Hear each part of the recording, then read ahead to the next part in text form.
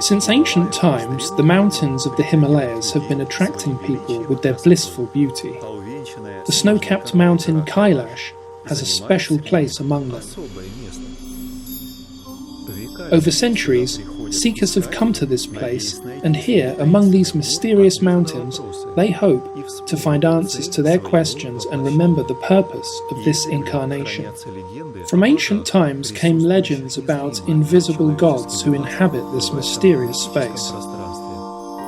For centuries, Kora, the sacred pilgrimage around Kailash, has continued.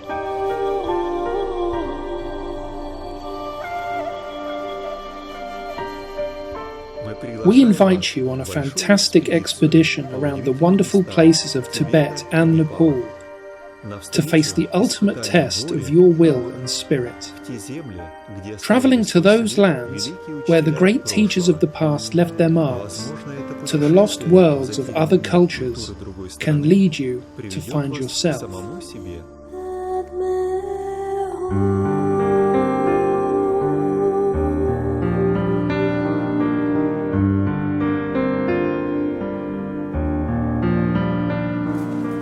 Here, in Kathmandu, is Bodhnath Stupa.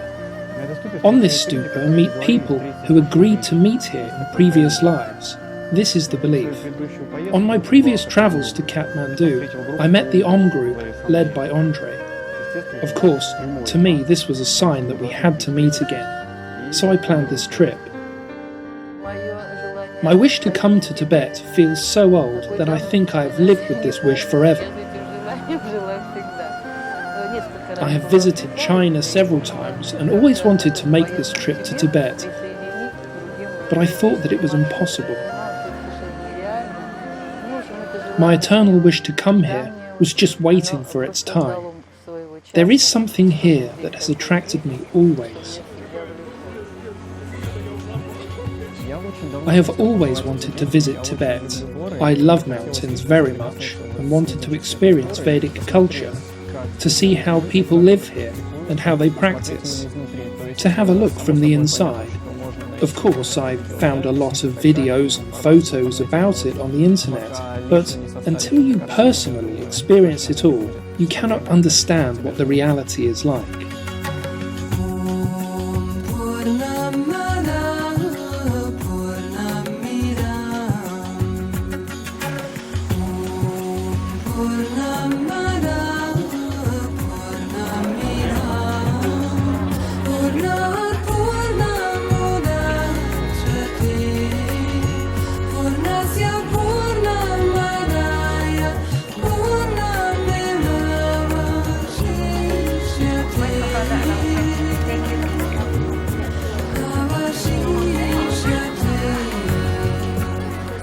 After my visit to India last winter, I found out that there was a possibility to travel for a different purpose.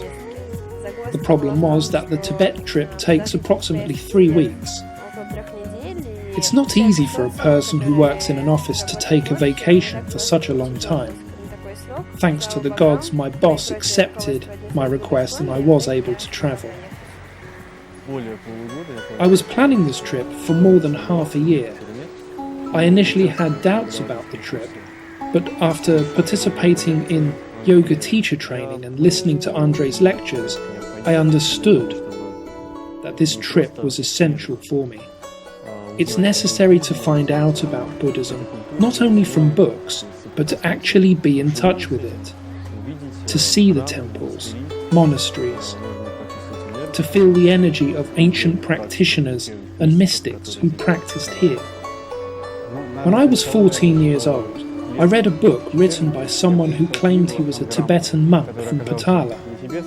I later found out that he was actually an English writer. He described the reality of Tibet in such stunning detail, the way he grew up in Tibet, how he was told of the esoteric knowledge, the way people live here. With this inspiration, which I carried from my youth, I came here. The story about travelling to the sacred mountain of Kailash would not be complete without the story of the ancient system of self-development called yoga. It is the oldest science about gaining control of body and mind which, with proper application, will show us new facets of the world around us. Every participant in our trip has their own experience of yoga, but for many, yoga became the starting point of their travel to Tibet. I wanted to come to see Kailash and was looking at different groups to travel with, but I did not want to travel with just any group or teacher, and I wanted to go around Kailash on the Kora. I met the Om Club last year during the Kupala celebration. I liked Andre and had watched many of his lectures. As soon as I found out that there was a possibility to go to Tibet with Andre, I tried my best to get there. Of course, you could say this was just chance. But really, there is no chance in our world. This aspiration was always there. I felt disappointment and dissatisfaction when I looked at our world. I remember this even from my childhood. I believe that a physical impact on this world is not needed, but that the change must be on the informational level. My search brought me to the Om Club. I started to practice yoga because I really wanted it. The world has opened up in front of my eyes. Before, there was a fog in my head. To spice up my life, I was going to extremes without understanding why I was doing it. Maybe just to feel that I was alive. Maybe to have the feeling that something interesting was going on. But a more wonderful motto is, change yourself if you want to change the world around you. Yes, my own experience shows that yoga changes your life for the better.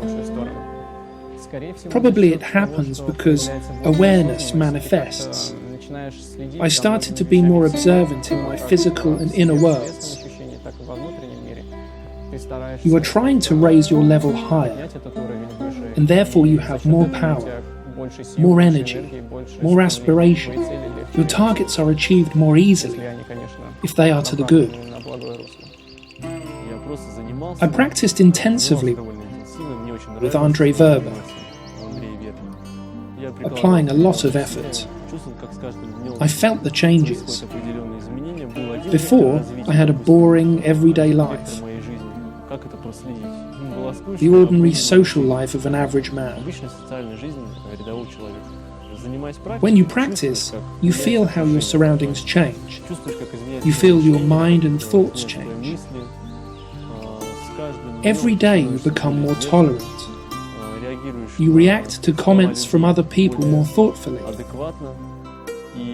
Other people can feel the power of the practice in you, and they also become calmer. If you start reading spiritual literature, you change your inner world. In a situation where I would normally become angry, I found the power of compassion. After visiting India, I had the feeling that the entire world is for me. If I didn't love myself, the world would seem unhappy too. My relatives, of course, were surprised to see all the changes in me. But my first encounter with yoga was so easy, with no pressure, because I was waiting for such a change in my life. Therefore, I was not surprised at all. My circle of acquaintances was reformatted. Maybe therefore it was easy, because my past no longer pulled me down. It left of its own accord. My wife Anya is a yoga teacher. She studied in the Bihar School of Yoga for 6 months. She studied Yoga Nidra. She came back and got me interested in yoga too. The essence of it is working with the mind. I have always been interested in single combat since my childhood. The essence of both is the same. We perfect our mind and soul through single combat by perfecting our mind. I didn't do yoga before because I believed it was not really a masculine thing. However, I felt like my legs were shaking when I started to do yoga. The static strain is no less intense than dynamic strain. The training of the spirit is very powerful in yoga. Only in a healthy body is there a healthy spirit. If you only work with your body or spirit, there is not going to be harmonious development. In a human, everything should be beautiful.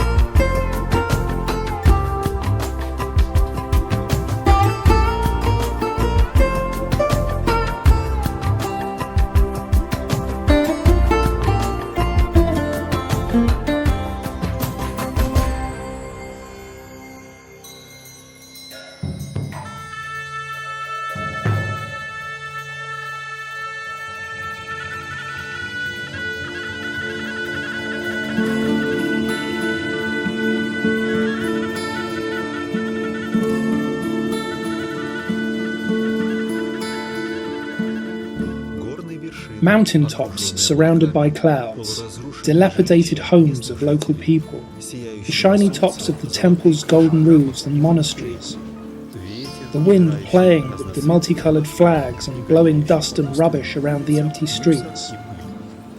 This is a land of contrasts.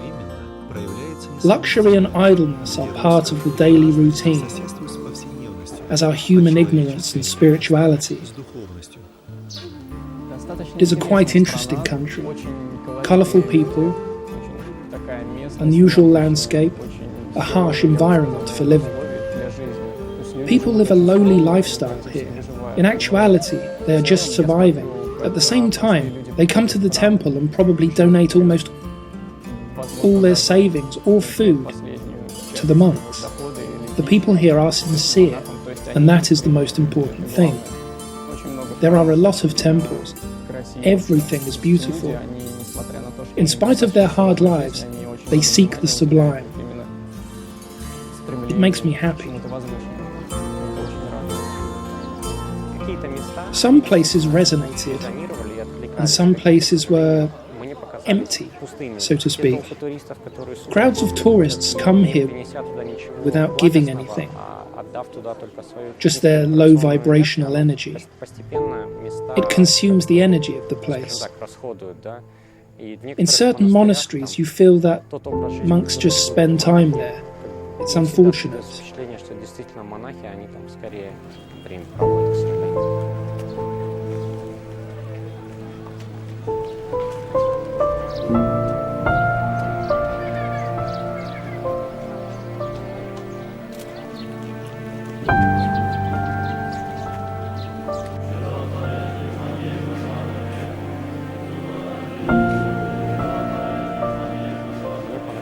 I enjoyed the services in Samye Monastery. The majority of the monks were deeply into their practice.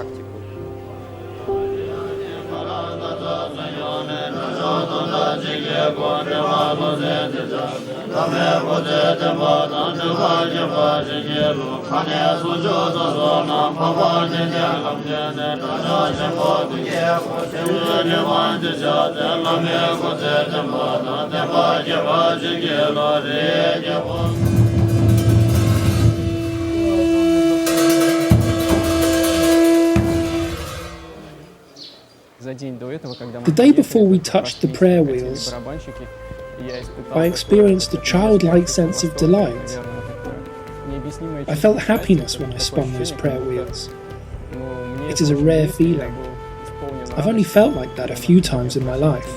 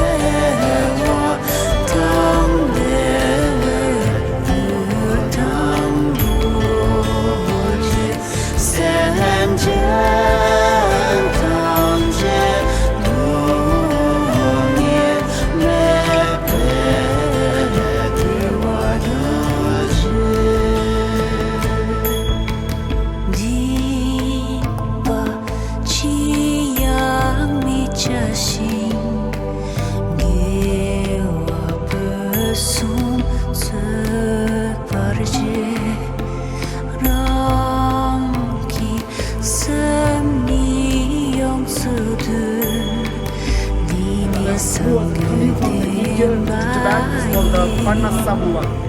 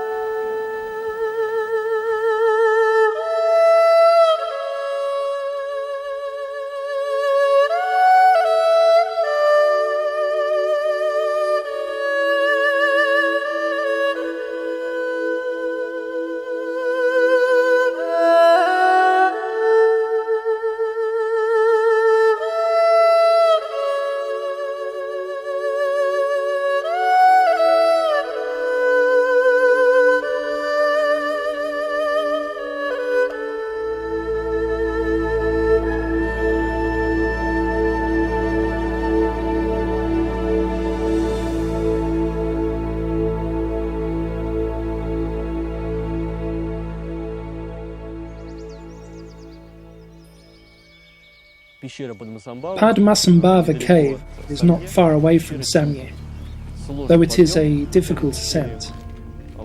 The height leading to that cave, as I recall, is something around 4,300 to 4,400 meters. For us lowland inhabitants, it's unbelievably high.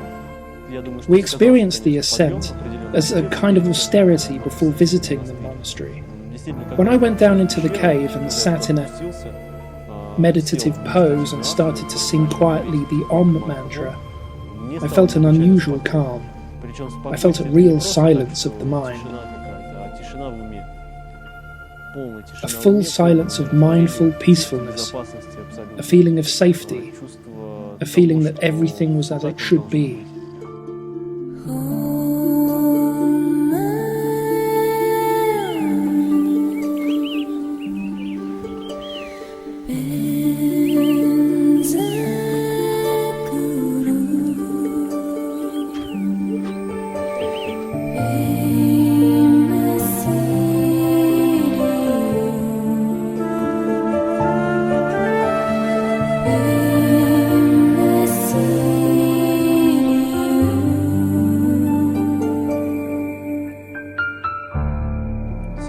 It is what I came here for, to feel the energy of the spirit of Buddhism.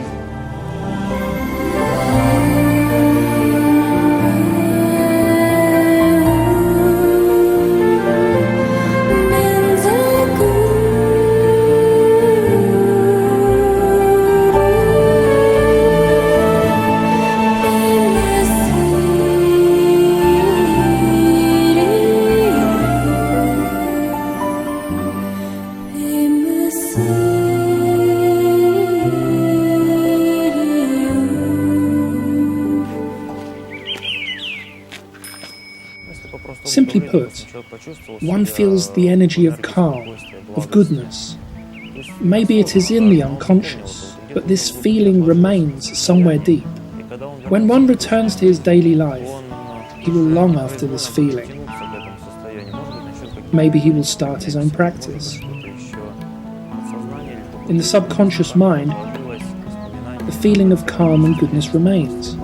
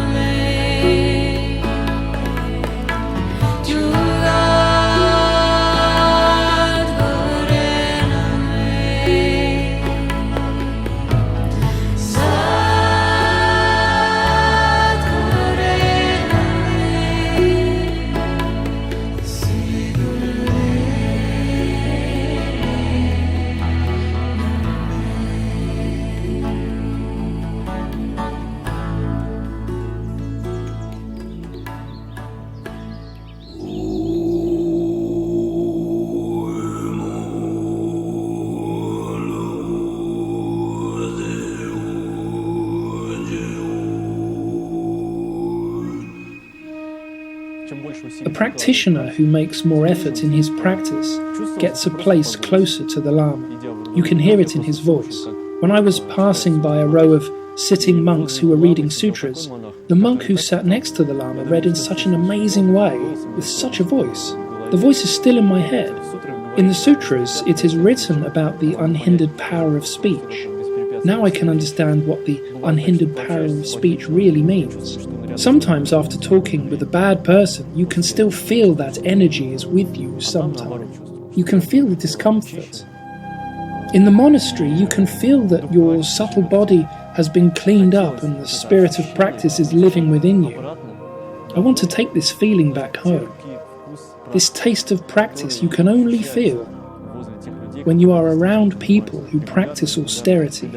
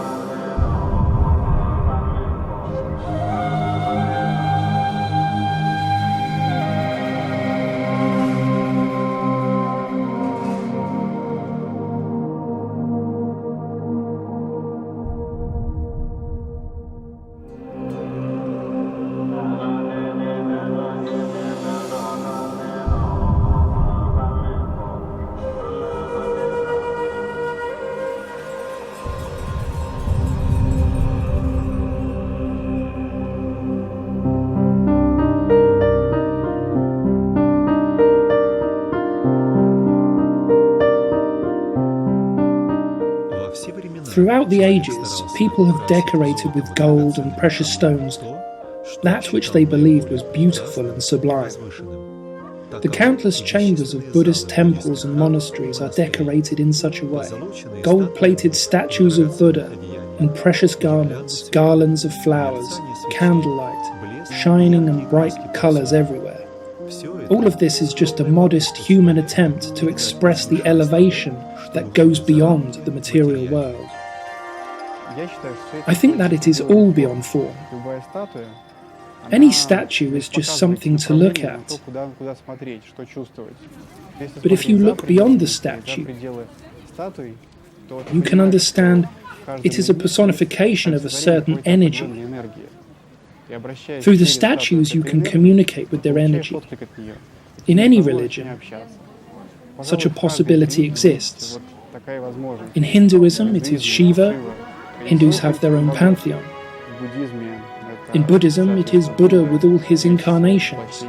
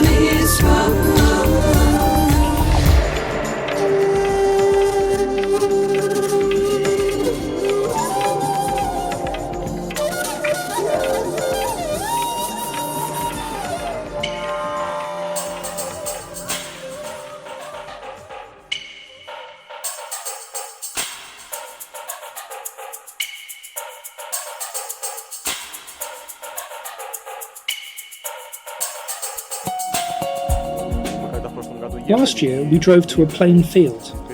In front of us, we saw snow-capped mountains. I wanted to jump out of the car, sit down, and just look at them forever. It is definitely one of the most significant mountains on our planet. I am so glad that I had an opportunity to visit it. I love those landscapes, ridges, valleys. I'm so happy that I was there.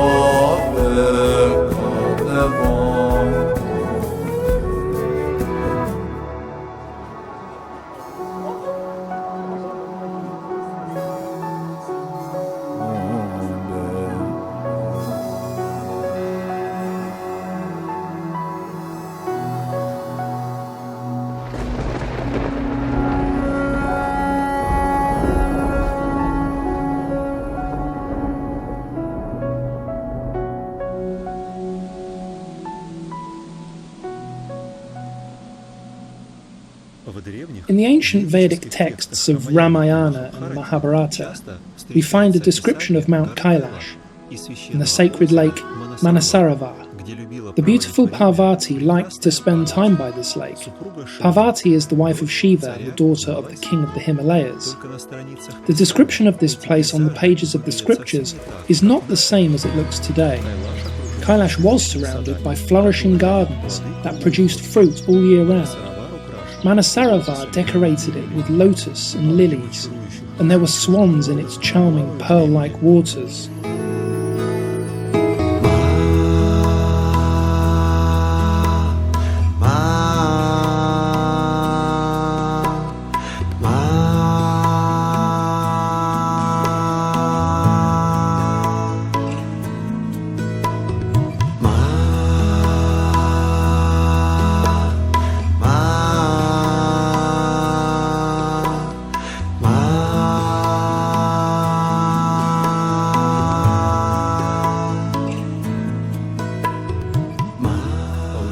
In the teachings of the great yogi of Tibet, Milarepa, Kailash was called Dizya. These words have been preserved from the 12th century to the modern times.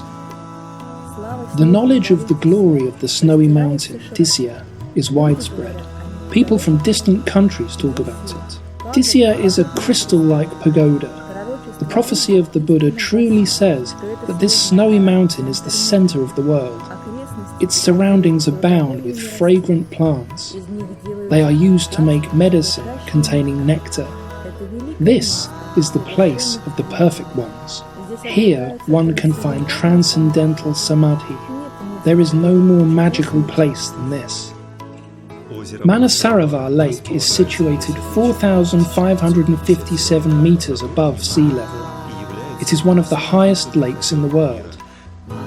The valley of Manasarovar is bordered to the south by the Himalayas and to the north by the ridge of Kailash.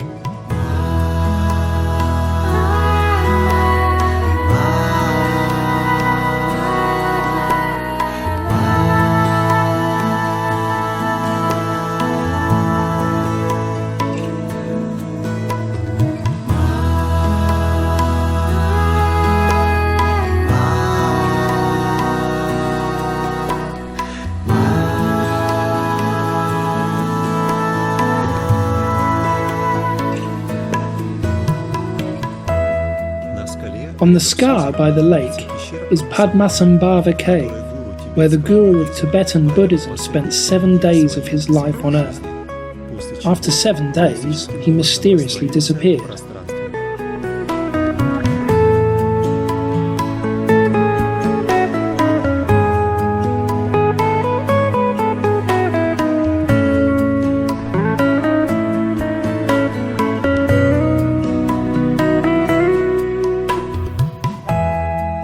According to Vedic culture, Manasarovar Lake was born in the mind of Brahma.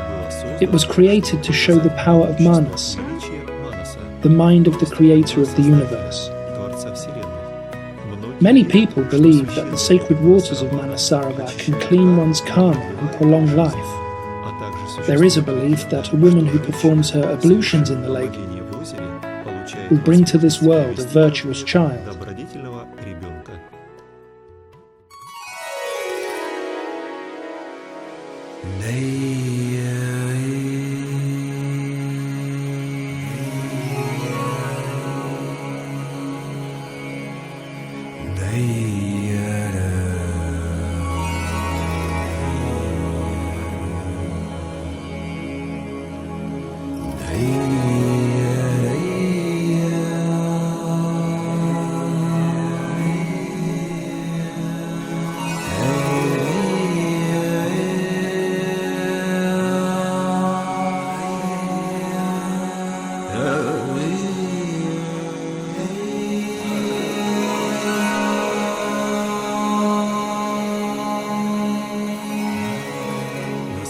The height of Kailash is 6,714 meters. It is not the highest mountain in the Trans-Himalayas, however it is notable by its pyramidal form. Its plains are oriented to the four sides of the world. To the followers of Buddhism, Hinduism, Jainism and Bon, Kailash is the sacred place. Followers of Buddha's teaching believe that one of the forms of Tathagata is present there. In the Hindu tradition, Kailash is the center of the world and the abode of the mighty Shiva. The length of the Kora, the sacred route around Kailash, is 53 kilometers. Since ancient times, people have believed that Kora helps to cleanse their karma and remove obstacles on the way to liberation. I came to understand, not long ago, that to expect something from the future or from development is pointless. You can create an intention and ask yourself why you want to go there, but what you will get as a result is not in your competence, not under your control. I imagined what difficulties I should expect. I understood that it would be difficult. A month before Kora, I was preparing, jogging in the morning. I prepared as best I could, but I didn't expect that it would be this difficult. Probably it is better when something is expected to be difficult, but then shows itself to be the opposite. With Kora, it was different. I thought everything would be easy. When we went to the north face of the mountain, I faced the biggest test of my life. I couldn't imagine that after a few steps, I would need a few minutes rest in order to continue. Every step was a struggle. Actually, it was a very important experience and test. All your powers have to be used to the last drop, just to reach your goal. All the difficulties we had on the way, we overcame. In ordinary life we don't do this, because there are always easier options.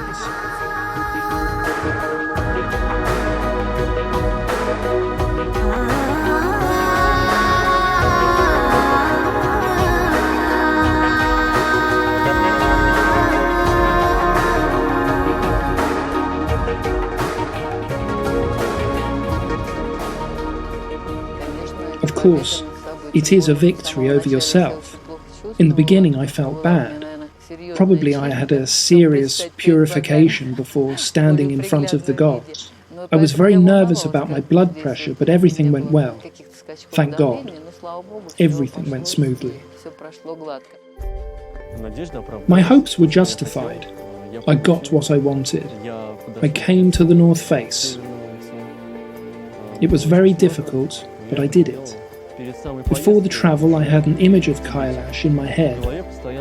I closed my eyes and I could see Kailash, a clear blue sky. I think it was a sign. When I stood in front of the North Face, I saw it exactly as I had imagined it. Every step towards Kailash opens a new space. It's like there are a million doors there. Every door opens. I felt that if I stopped, it meant that I'm just not ready to enter that new space. It's like around Kailash there are many cocoons of energy, and when passing through them, something new opens. There is a lot of danger. Sometimes you walk and feel the resistance. Go 20 to 30 meters further and it disappears. It feels like there are different force fields.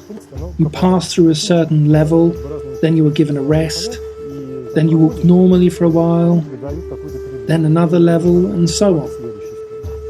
To explain it materialistically, it could just be tiredness, because the body is in a strange environment, and it is difficult. The body adapts. Then it is easy again. Then difficult again. Then easy again. There are probably more complex esoteric explanations of this phenomenon. The mountain aroused in me a respect and a thrill. The more I moved towards it, the more I felt that it was alive. It might sound paradoxical,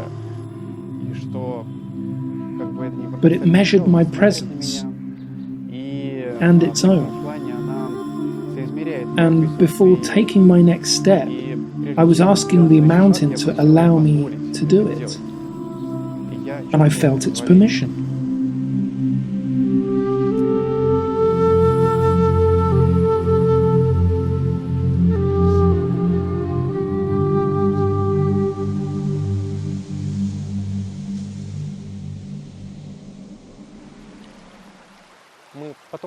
We talked about the things we heard. The limitation of our perception shows in this way. When we explain our experience, we try to explain it with the knowledge we have in that same moment. We also discussed the sounds we heard. Some people say they were the pipes of Shiva. Some say it was the earth moaning. The sound really was like Kailash moaning. I don't have enough knowledge to describe that sound, but it was very interesting.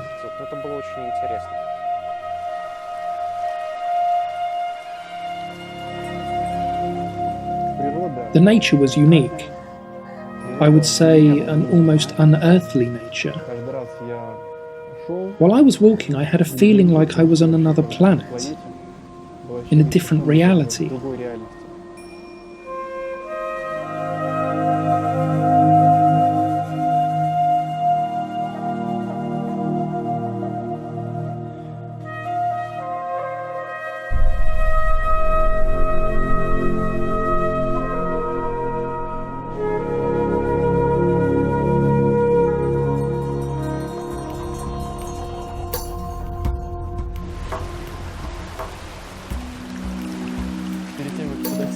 Before I could touch the face of the mountain, I had to get through the snow,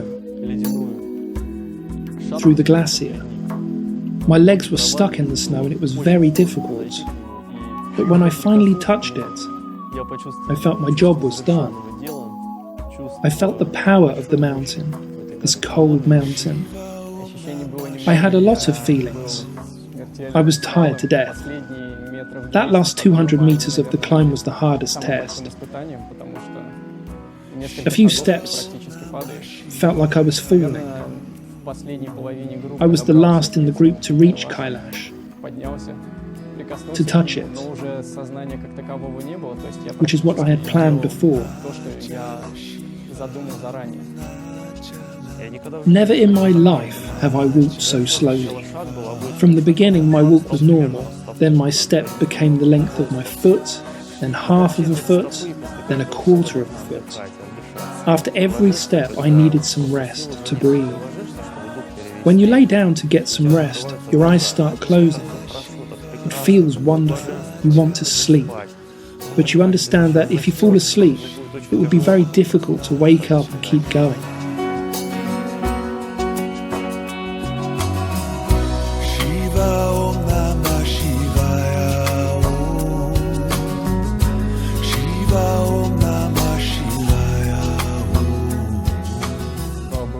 Yes, it was tough physically. The last 100 meters in the snow, probably took me 30 to 40 minutes. I had no power, it was hard. But when I finally did it, I felt I had done something big. Something serious. I consider this trip as an austerity which shows me some of my inner problems. And the place itself helps one to reach inner silence. Plus we saw Kailash from another side. We saw Trident on it. We saw avalanches. The view, of course, was beautiful. The scale was truly awesome. The view from the bottom was immense. When you see it from distance, you understand that it is very big, very impressive.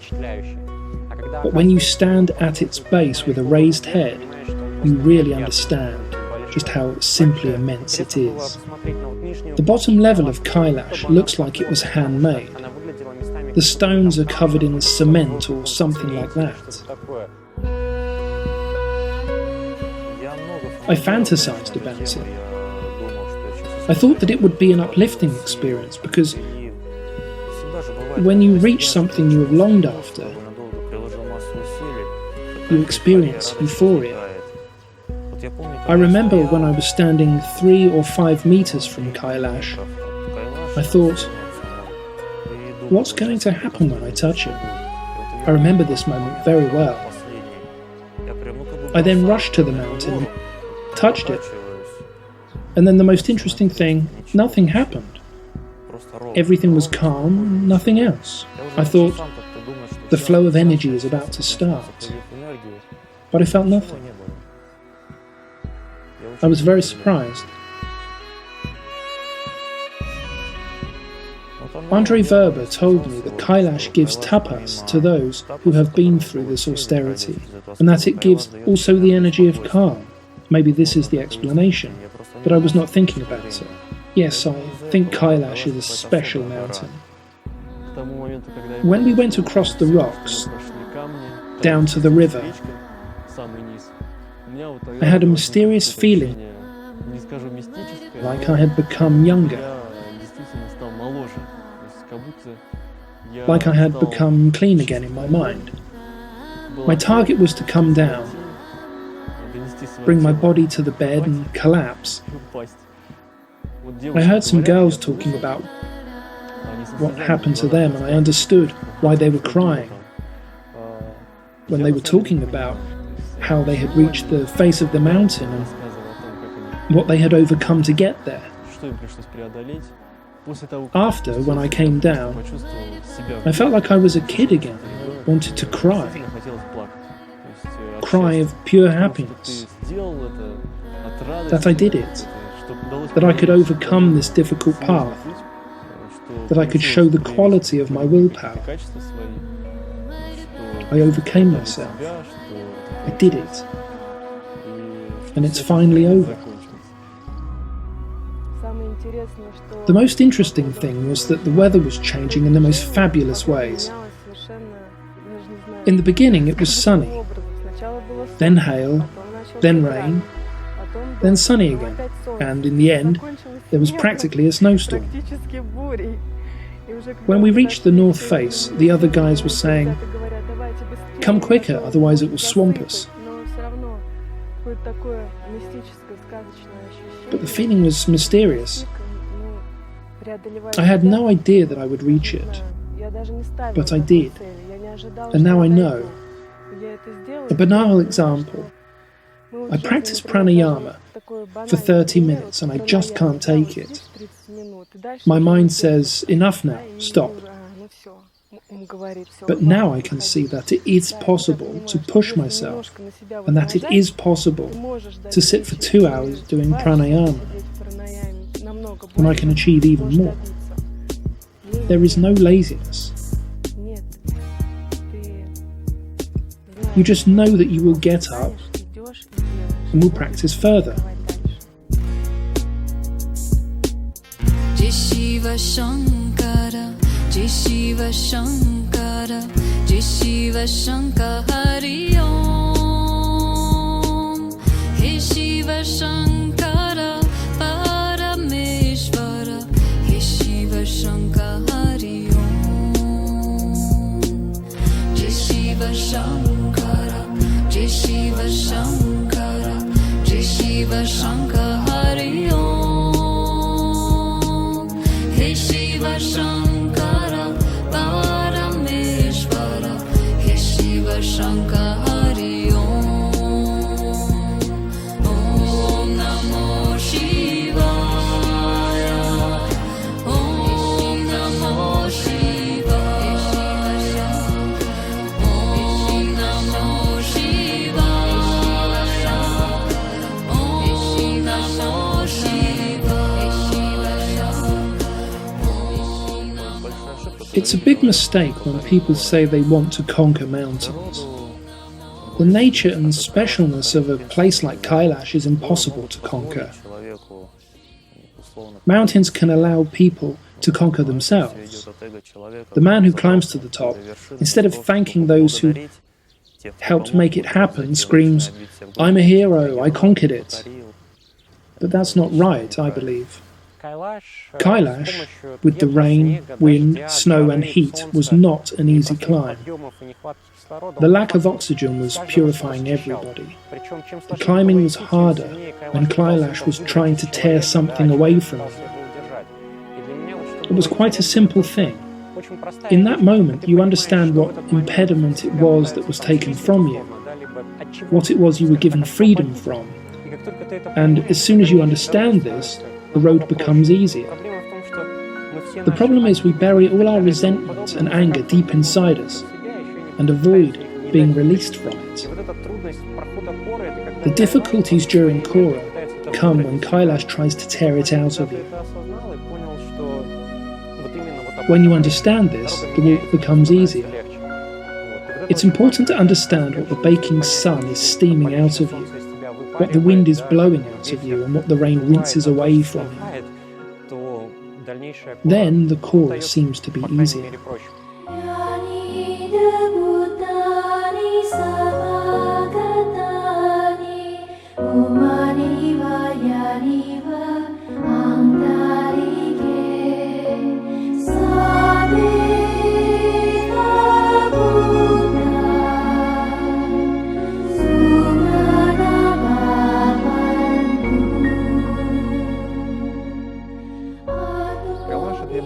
Kailash is the concentrated presence of something we are all trying to believe and understand, something we have always wanted to see in some form. That which Buddhists draw in the shape of the Buddha, what Christians see in the form of an old man with a white beard, something we can't explain, but something is attracting us, pulling us towards it. The presence of it everyone experiences. My friend told me that in Christianity, she experiences the support from the Father. She has a big Heavenly Father who takes care of her. But she doesn't know where He is. Going around Kailash, you can believe that it is possible that He has walked here, that it is possible He is present here in spirit, in some kind of concentrated form.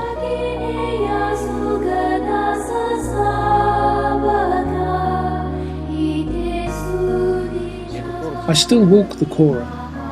It's an experience that you can't end. It's an experience that transforms you. It doesn't depend on me.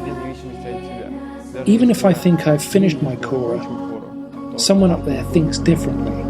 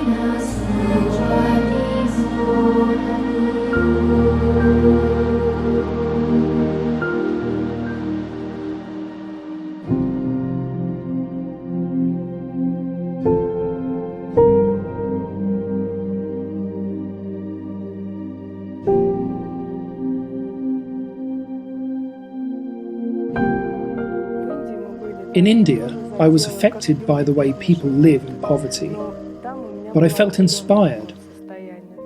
The energies were different, but everything was sincere.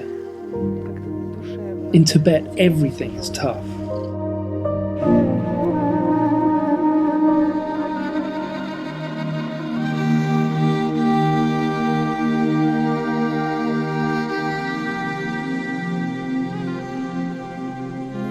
You are moaning for those who should not be moaned for, yet you speak like a wise man. The truly wise never weep either for the dead or for the living. Never was there a time when I did not exist, nor you, nor these rulers of men, nor shall all of us cease to be hereafter.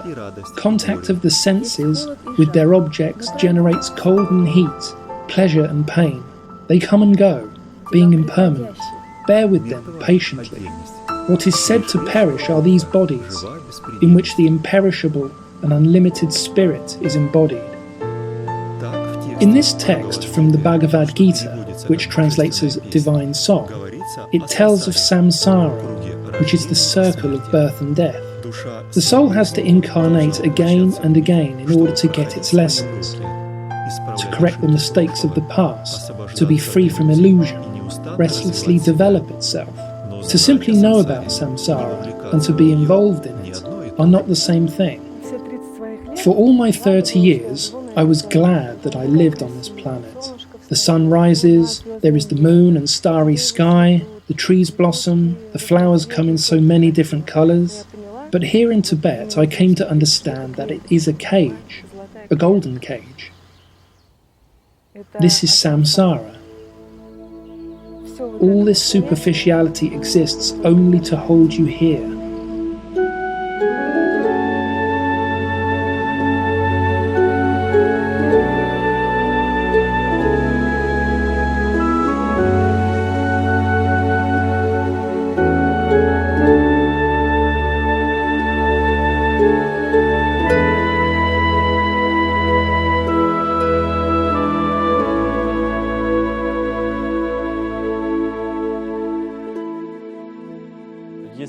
Does a Russian person need Buddhism?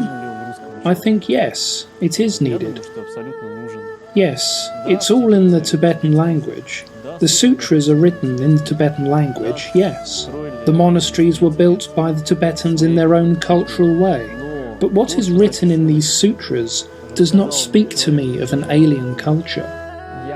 I wouldn't divide Vedic culture and Buddhism. They supplement each other. They are like different facets of the Vedic path. If you want to understand more, you will go deeper into Buddhism. Buddhist culture is close to me. I visited monasteries with such pleasure. I like being with the Om group. When you travel with sociable people, there is not enough time to feel the moment, to be in meditation. When you travel with social groups, you look to the left, you look to the right, and then you move on. The moments with the Om group were precious. The meditations in caves, the lectures. I have something to work on, to read the literature, to organize my knowledge.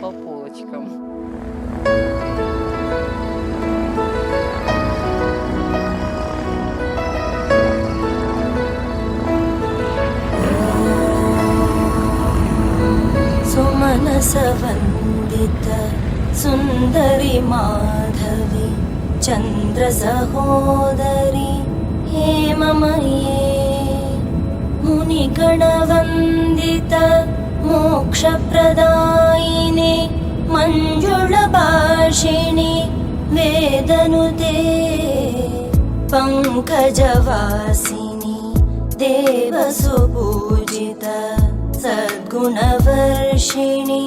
शान्तियुते जय जय हे मधुसूदनकामिनि आदिलक्ष्मि जय पालय माम् जय जय हे मधुसूदनकामिनि आदिलक्ष्मि जय पालय माम् आदिलक्ष्मी जय पालय मां पालय मां पालय मां. We leave the desert landscape of Tibet behind. It's replaced with the freshness of green slopes, lush vegetation and weightless clouds. This is the picturesque road to the Maratika cave in Nepal. This pilgrimage is dedicated to the long life of the guru Padmasambhava and his wife, Princess Mandarava. Here, according to the scriptures, they got blessings and dedications from the Buddha of unlimited light, Amitayus, and reached immortality.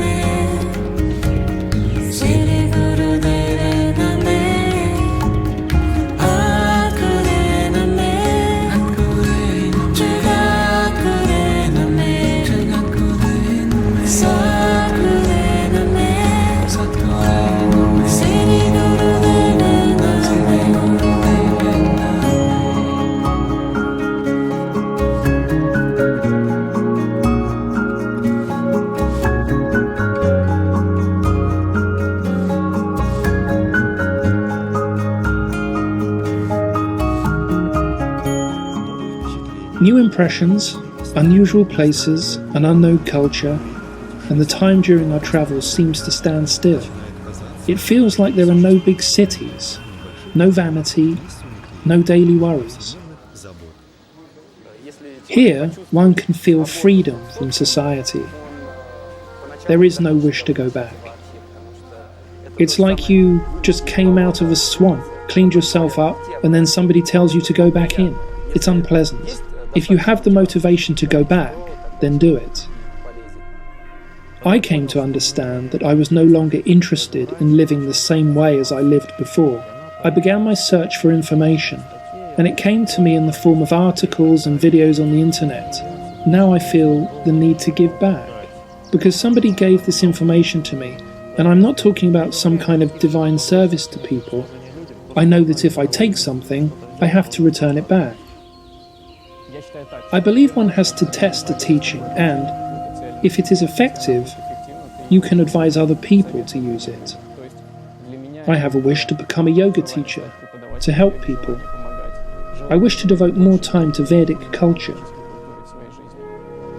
A reasonable balance is possible when you live in society. It's essential because we live here in this time and we need these lessons. We need to go through them effectively. It's bad that we don't appreciate our power to change this world. We think someone else has the power to do it, but nobody can do it but us. Teaching yoga is one of the ways, helping people to get back their sanity and to understand the world is not only a material thing. There are also subtle, spiritual things that can be far more important than dealing with daily problems.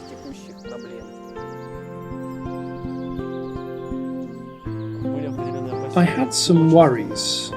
I felt ashamed to teach, and I did not have enough flexibility. I tell them to do something that I can't do myself. After I gave my first lesson, all my worries went, because I understood that it was what I wanted. It was something I was aiming towards. I felt the same way when I found the knowledge about the Vedic culture, how to live in the right way, and how modern society degrades people. There was a sudden change in me, both times, so it felt the same. My own experience shows the changes which yoga brings. It's a simple physical exercise, but what a colossal effect. I had a teacher who gave me this goodness, and I wanted to do the same for others. Yoga doesn't finish after a lesson on the yoga mat. Yoga is a way of life. It's an aspiration to gain control over body and mind, an aspiration to control desires and dependencies. As Buddha said, even a reasonable person will become stupid if he ignores self-development.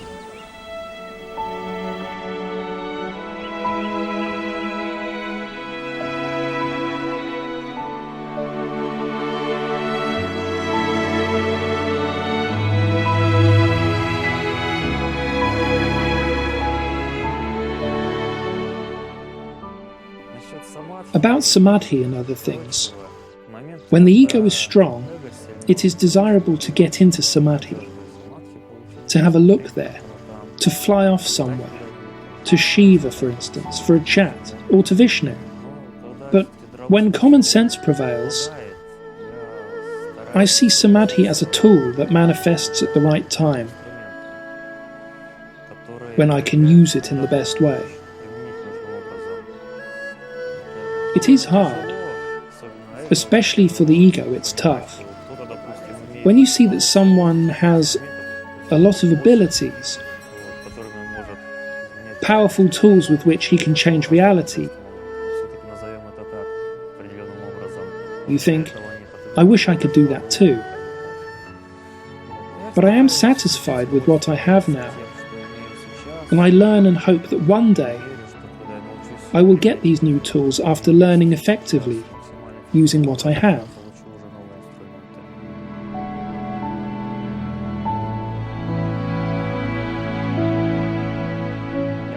I don't think it's a trip for everybody.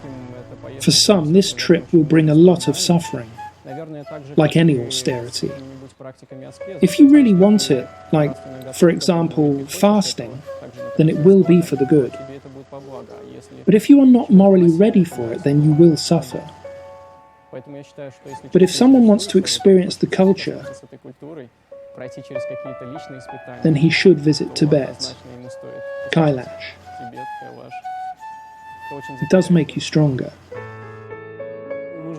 Before travel, it is recommended to practice a healthy lifestyle. For at least 6 months before, practice yoga to prepare the body for the test. Otherwise, it will be a shock when you are climbing on the Dramala Pass, feeling like you are dying there, and not able to reach it. Of course, you must prepare yourself. My personal opinion is that physical training has nothing to do with the Kailash trip. only the energy aspects. The more inner problems a person brings to the Kora, the more difficult it would be for them. But, at the same time, you need to understand that it is possible for a short period of time to solve your inner problems with the energy of Kailash. Some people might not experience these changes because they are holding on to their problems. But I believe if those people do step in this direction, then in the next life, they can go further. Why did I come here? It's my second time. In reality, once is enough if you only want to go and see what's there. But if I get another opportunity to come here, I will. I am continuously aware of the positive changes that it brings me, and in the future I will seek it out again. But it's difficult to express with words. Simply put, I want to return to this place. Coming here in order to find a spiritual path or enlightenment means asking yourself some questions. Your inner dialogue and personal decision will help you understand what place to go to. At least try to get there. If it's not meant to be, then the trip will not be possible. A lot of people try to get here, but have problems with their visa or flight or something. If you have an opportunity to visit the mountain, then you should. We don't know what will happen in a year or two. Maybe the access will be shut here. There are certain powers who could do this.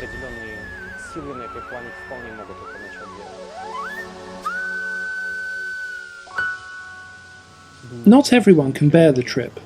Not everyone needs it. And not just anyone can understand us. Not everyone can understand why we sing the mantra Om before eating, or why we went to some mountain instead of spending time on a beach. I think 99% of people will not understand us, unfortunately. There is an opinion that only those who have an invitation from Lord Shiva can come to Kailash. Maybe it's possible for you.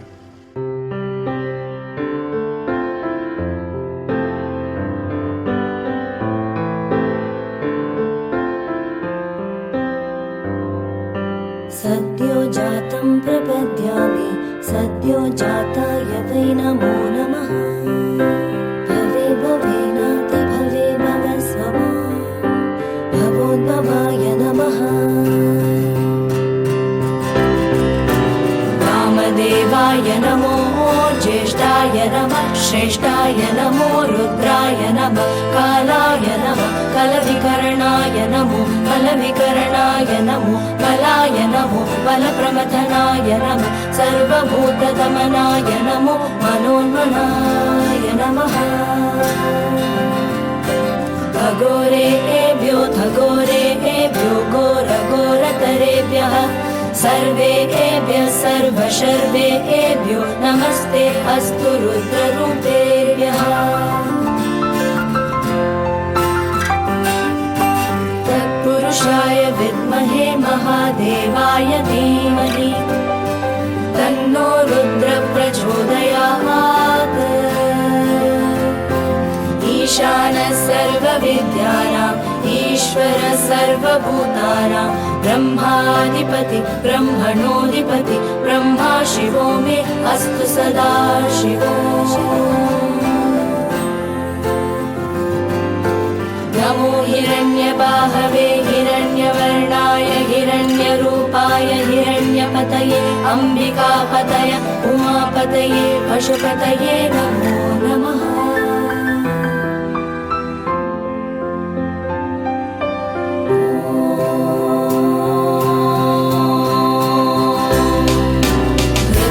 सत्यं परं ब्रह्म पुरुषं कृष्णपिङ्गळम् ऊर्ध्वरेतं विरूपाक्षं विश्वरूपाय वै नमो नमः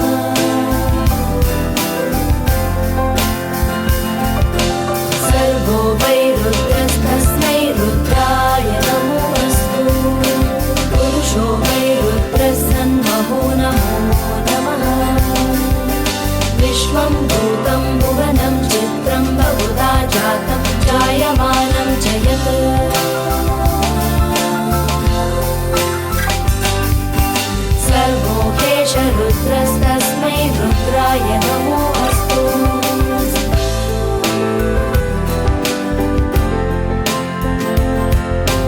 रुद्राय प्रचेतसे मीडुष्टमाय तव्यसे वोचे मशन्तमगुं हृदे servo ह्येष रुद्रस्तस्मै रुद्राय नमोऽस्तु।